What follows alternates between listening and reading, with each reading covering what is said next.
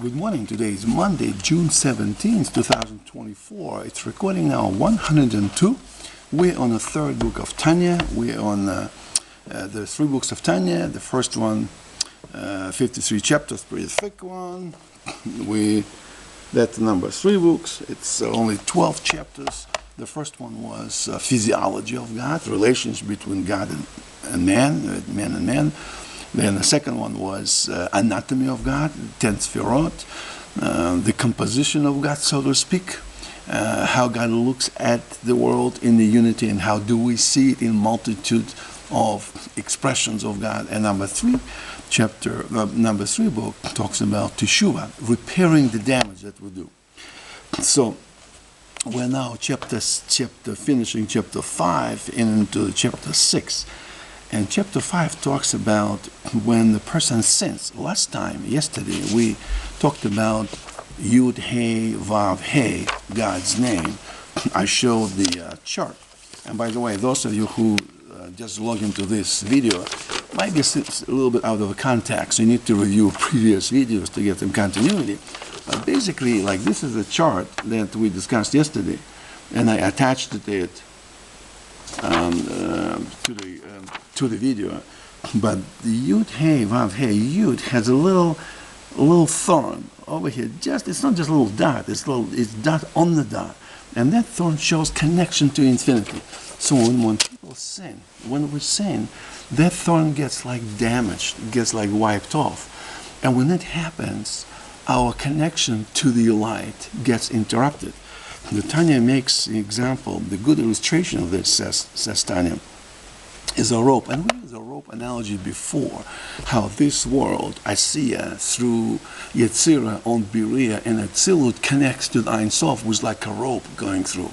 If we violate God's commandment, if we don't help the old lady cross the street, or don't pay attention to our parents, or don't take care of our children, or give arguments with our families and friends. Basically, we all know what it is not to, whether it's religious or not. We know what it is when you don't behave right.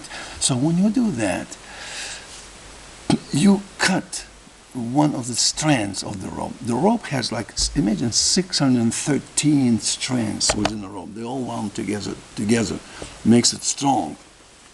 It's a 613 commandments. When we violate a commandment, one of the strands gets cut and gets weaker and weaker. And if the sin is very severe, punishable by the karet or kareis. Ashkenazi say kareis. Israeli, Sephardi would say karet. If it's punishable by the karet, and which means premature death at the age of 50, or death at the hands of God, which is similar to kareis, the person dies at the age of 60, or at least until it doesn't reach the age of 50 or the age of 60. That's what basically the punishment is. But it is not really the punishment.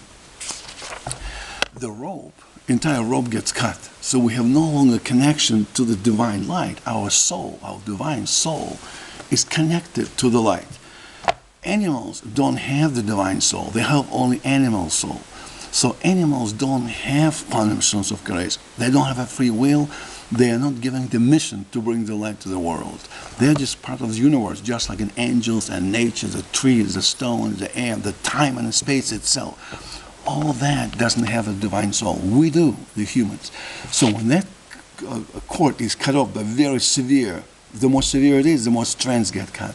When that gets cut off, divine energy no longer comes to us, and the person essentially whizzes away.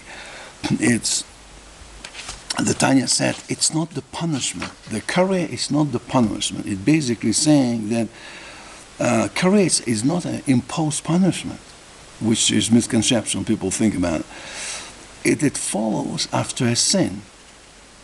It's not a punishment that follows after a sin. Rather, it is an inevitable, natural consequence of sin.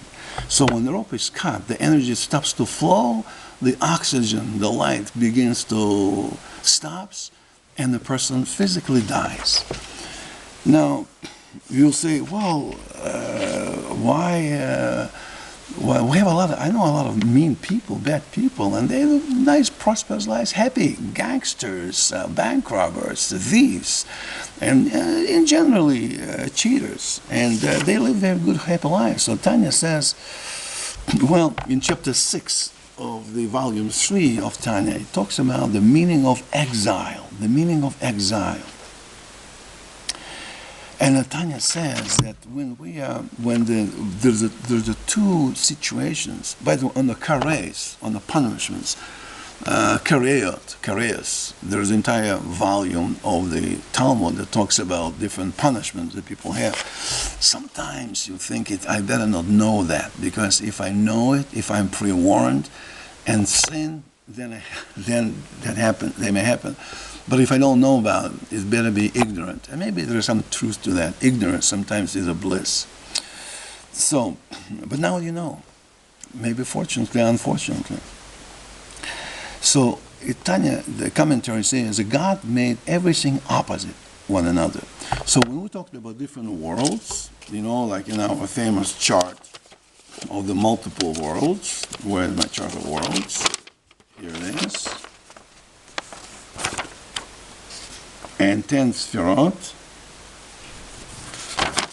the negative world is also functions like that, but in a negative way, light and darkness. There is a symmetry. Just there is a Sefirot of goodness, there is a Sefirot of badness, of darkness. So the entire world is powered by the called Klipa Noga. There is a good things, divinity, there is a bad things, and there is something in between called Klipa Noga. In the first book of Tanya, we discussed it in length.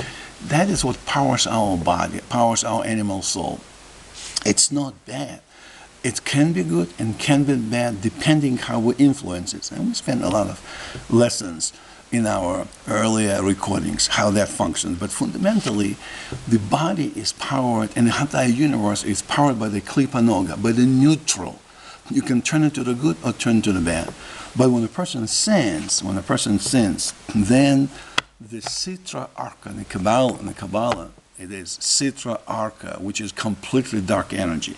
So the soul normally gets the nourishment from the light of God, from Shekhinah.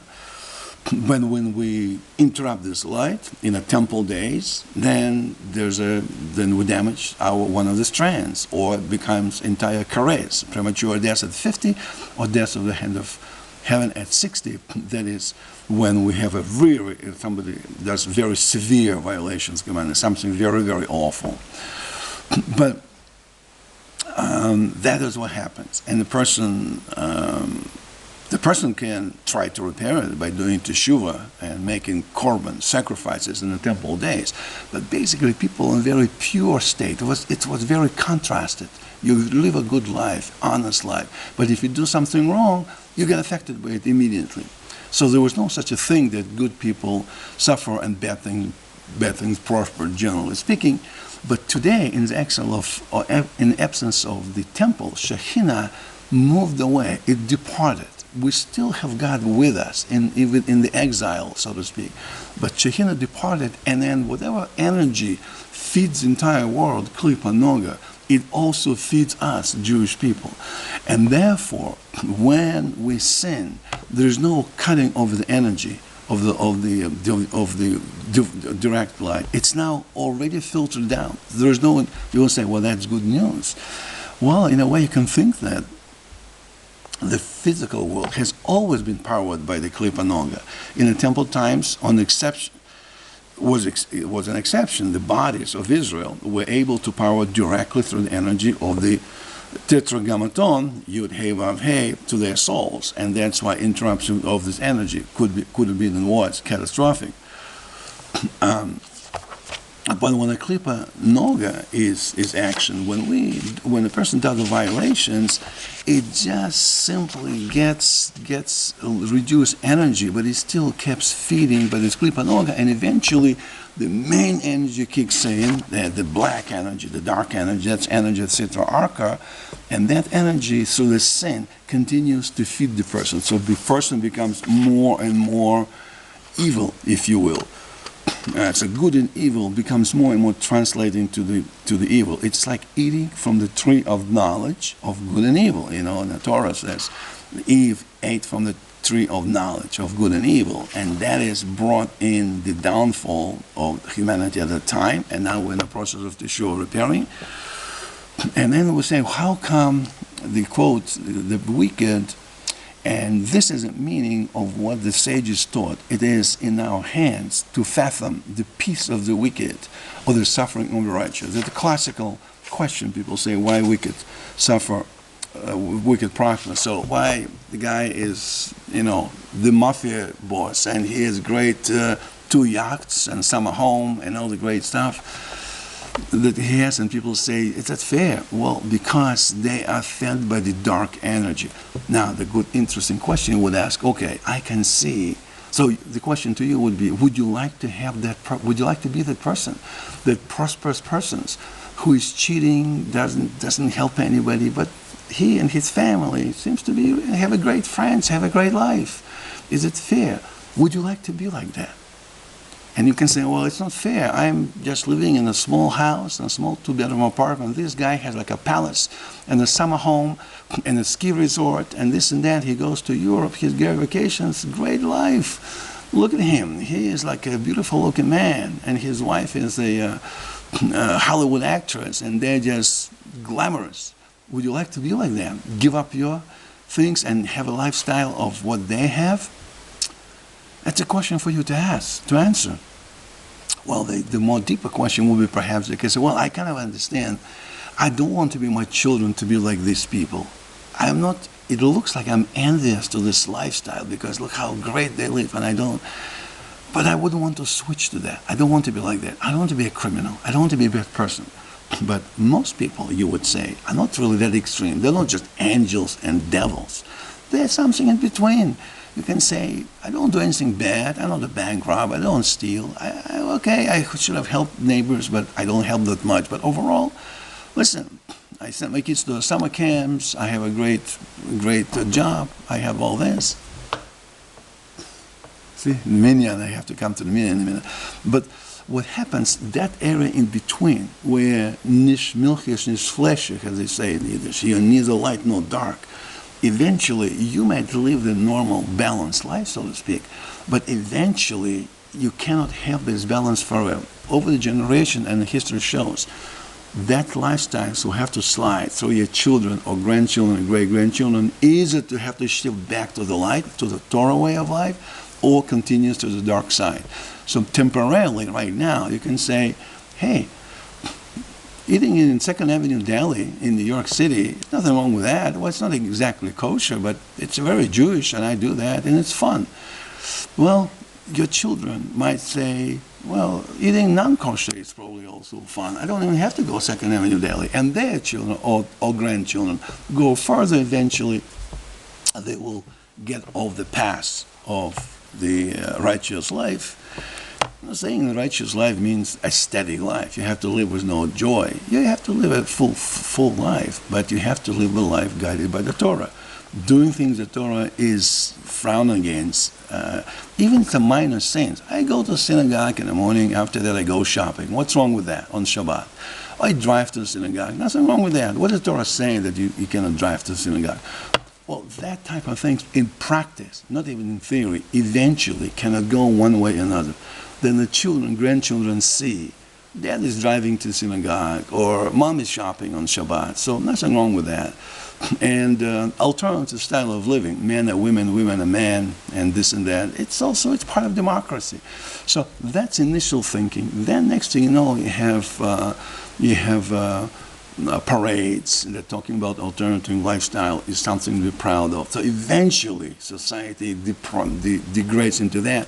And if you watch, unfortunately, today's world, you can see that separation of the light and darkness is in front of our eyes. That the neutrality of living a nice, peaceful life cannot sustain itself. In the long term, the absence of eternal learning will create the problem. But to answer the question why today kareis at the age of 50 or death of the hands of heaven at the age of 60 is not happening, because it's no longer powered by the divine light directly. It's powered through a klipa noga, and then when the sin happens, it goes to the dark side, like in a movie, join the dark side.